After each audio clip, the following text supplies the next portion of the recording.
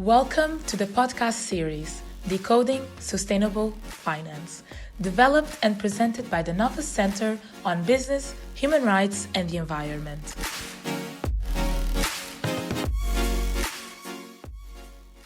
Welcome to the Decoding Sustainable Finance podcast series, a podcast series developed by the Nova Center on Business, Human Rights and the Environment. My name is Raquel Burgoa. I am a research associate at the Nova BHRE, and with my colleague João Botelho, a research assistant also at the center, we'll be conducting the interview for this episode. Today's episode will focus on the European Taxonomy, a classification system for sustainable activities. The European Taxonomy aims to provide a common language for sustainable finance, facilitating the flow of capital towards the sustainable investments. It classifies economic activities based on their contribution to environmental objectives, such as climate change mitigation and adaptation, and the protection of biodiversity and water resources. The European taxonomy has been a subject of much discussion in the sustainable finance community. Some argue that it's a crucial tool to maintain sustainable finance, while others, on the other hand, have raised concerns about its complexity and potential unintended consequences. So, in this episode, we will explore the European taxonomy in more detail, including its objectives, scope, and implementation challenges. We will also discuss the potential impact of the taxonomy on the financial sector and its contribution to the achievement of the Paris Agreement goals. We will be joined by an expert in the field of sustainable finance who will provide us with her insights on European taxonomy. So, sit back, relax, and join us on this journey to decode sustainable finance. Thank you, Raquel. And today we couldn't be happier. We have with us Paula Redondo Pereira. Paula Redondo Pereira is the head of regulatory affairs at the Luxembourg Stock Exchange, with extensive knowledge of national and European regulatory landscape. She's an experienced lawyer representing issuers and underwriters in public and private offerings of equity and debt securities. She's highly respected for her ability to translate complex regulatory language into clear messages. She's active in the Lux's Gender Committee and promotes gender balance. And in this episode, we are diving into the world of sustainability taxonomies. Our guest, Paula Redondo Pereira, will provide an overview of what a taxonomy is and its purpose, as well as the current state of the European Union taxonomy, including levels 1 and 2, and the public consultation on missing goals. We will also discuss the dynamic and non-static nature of the taxonomy exercise and introduce other taxonomies being developed worldwide by different jurisdictions and sectors. And after this, we will discuss how other economies and jurisdictions are acting on standardizing sustainability taxonomy. We will dive into some of the challenges or obstacles faced by business and investors in aligning sustainability taxonomies. We'll also be exploring whether the European taxonomy's scope of application is aligned with the market's needs. So join us as we explore the world of sustainability taxonomies and their impact on global business landscape. So, Paula, many thanks for your presence here today with Nova and Nova Business, Human Rights and the Environment. And before I start with our difficult and tough questions, I would like you to explain or give us a little overview of what the taxonomy is, its purpose, as well as the current state of the European taxonomy. Hello, João. Hello, Raquel. It's really a pleasure to be here with you and to discuss this topic, the hot topic on sustainable finance. This is the pillar around which all the discussions around sustainable finance are being taken. So, very glad to be here today with you. Thanks a lot to Nova, my alma mater, to kick off this discussion and to organize these very important initiatives to raise awareness, to educate, people, students, citizens on this topic. So, let's start. In terms of an overview, actually, João had already provided us with a great introduction, but let's step back and really understand what the taxonomy is. And well, taxonomy, maybe for some more tax lawyers or tax legal minds, could seem like a tax-related topic, but it isn't. So basically, taxonomy, it's names, describes, classifies activities or realities. And so when we are talking about the taxonomy or the green taxonomy, we are talking about a classification system which establishes a list of environmentally sustainable economic activities. So it's very important. The taxonomy does not say immediately, this is green, this is not green, and this is nothing actually binary, black or white, green or brown. This is not the point. So there is an assessment, an exercise that needs to be performed in order to find what actually can be considered environmentally sustainable or not.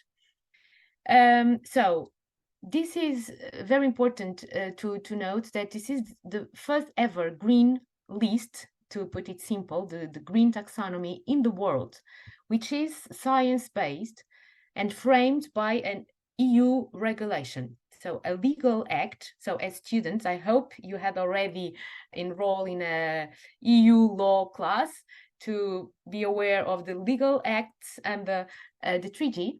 And so EU regulation means that this is a legal act which directly applicable into all member states. And the legal nature of the list is extremely important because it provides predictability, legal trust, and also it can be enforced by member states, okay?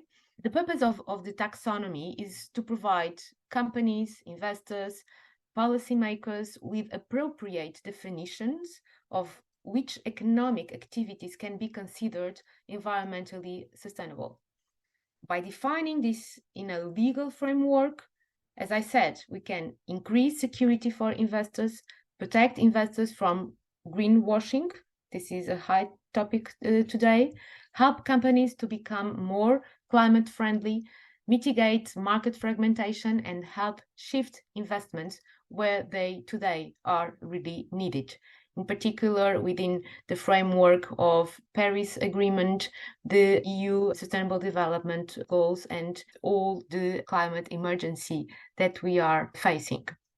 So now we can ask me where all this started, right? Because today we have already a legal framework, but where actually all this discussion started? Well, focusing on the taxonomy itself, I will invite you to join me back in 2017 when the European Commission set up what was called the High-Level Expert Group on Sustainable Finance. This group was mandated to prepare a set of recommendations to guide the European Commission on its roadmap about sustainable finance. And one of the recommendations of the report was precisely the creation of a taxonomy, a common language to define, to put it simple, what green is. So this classification system, a taxonomy to identify activities and assets that contribute to sustainability goals. Okay, I talked about the EU taxonomy regulation. So this is actually the level 1. The level 1, it's principle-based, sets actually the high-level principles and rules on the taxonomy.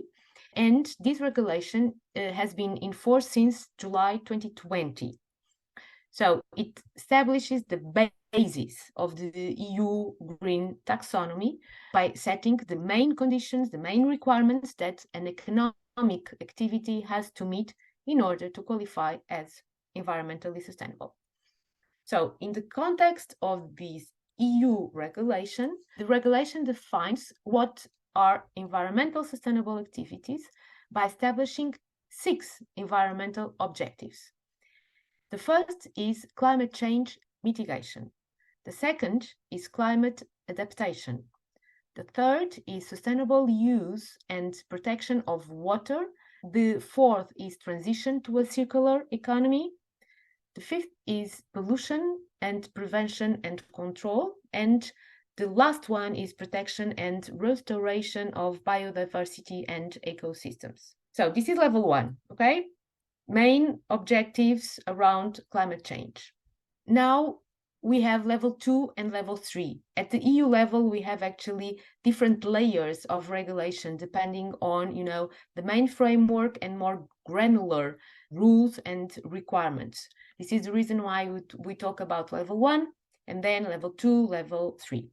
At level 2, we have a set of delegated acts which complement the taxonomy regulation. And currently, we have 3 delegated acts.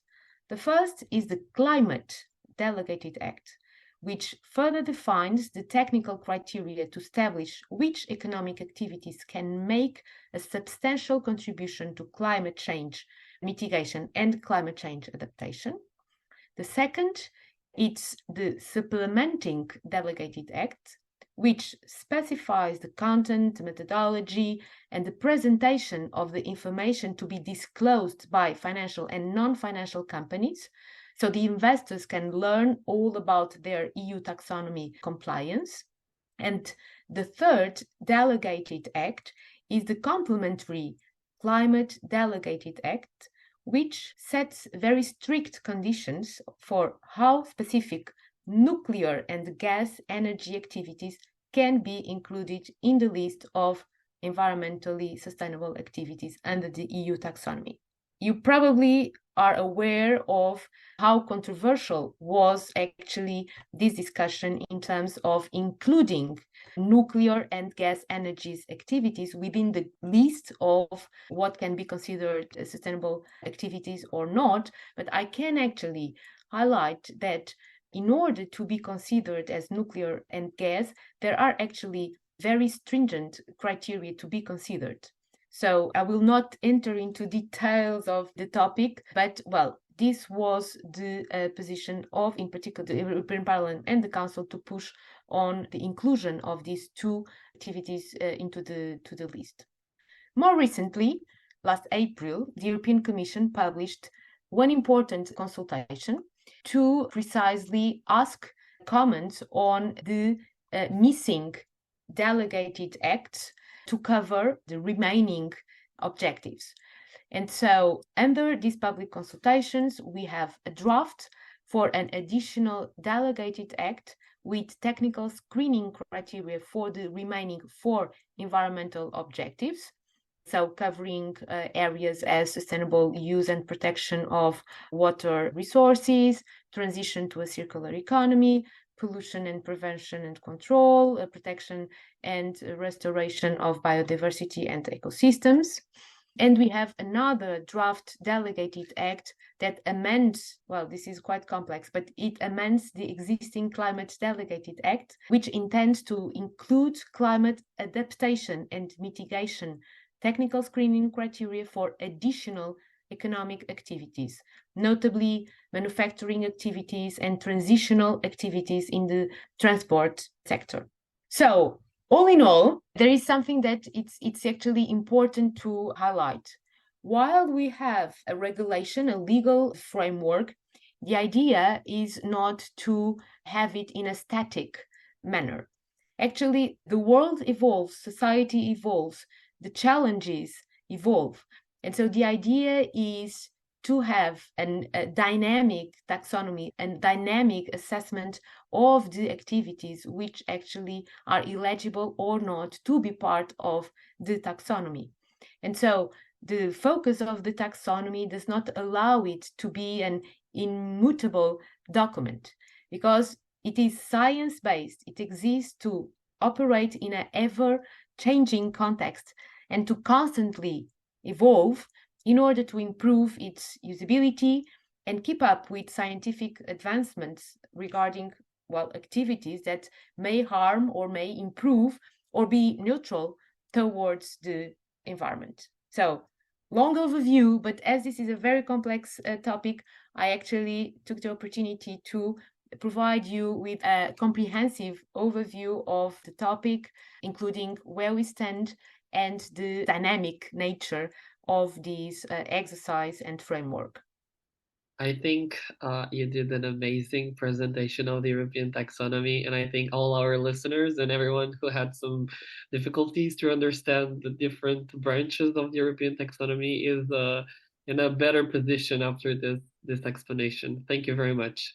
So after this explanation about the European taxonomy, I think we're all in the same tone, and I think we're ready for our questions.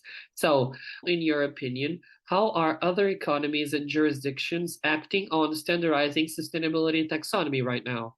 Well, João, this is a very good question. Many countries indeed have now their own taxonomy or are working on it. Indonesia, Sri Lanka, Kazakhstan, among other countries in Asia, have finalized their own taxonomy. Latin America countries have also been working on taxonomies fitting to their local contexts. I can give you some examples to be very concrete. Colombia is the first country in the Americas to launch a green taxonomy, and other Latin American countries are following in Colombia's footsteps. For example, Mexico, Peru, Chile. The Dominican Republic is the first country in the Caribbean to start developing a green taxonomy. Well, but why are so many taxonomies, right? You can ask me. It's true. Basically, domestic taxonomies can help a country tackle its most urgent environmental problems. Countries are aligning their taxonomies with objectives that echo their overall sustainable development priorities and are trying to integrate their own taxonomies into existing laws and standards. And this is a reference for investors. It indicates them where financing can be directed to influence, hopefully in a positive way, the climate, the environment, or social issues. This is a point which is important because actually we are now mainly focused on the green taxonomy, but actually taxonomies can also, and hopefully in the future, will also cover the E, not only the E, so for environment, but also the S for social and G for governance. So to give you a concrete example, the green taxonomy of Colombia prioritizes sectors related to land use, for example, agriculture, because these sectors are responsible for almost 60% of the country's greenhouse gas emissions. So countries like Australia and Chile, where the mining industry plays a significant role in the economy, are likely to focus on transition activities. So just to give you some concrete examples on why these countries are using their own taxonomies.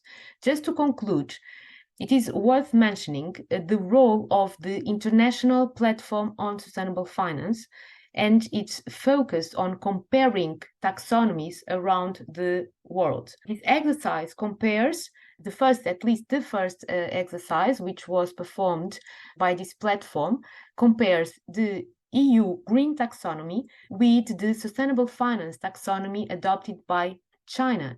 And the result does not create either a common or a single taxonomy or standard, but actually puts forward areas of commonality and differences between the EU and China green taxonomies. So this exercise comparing different taxonomies around the world are extremely useful to really kick off the discussion and allows some interoperability regarding existing taxonomies.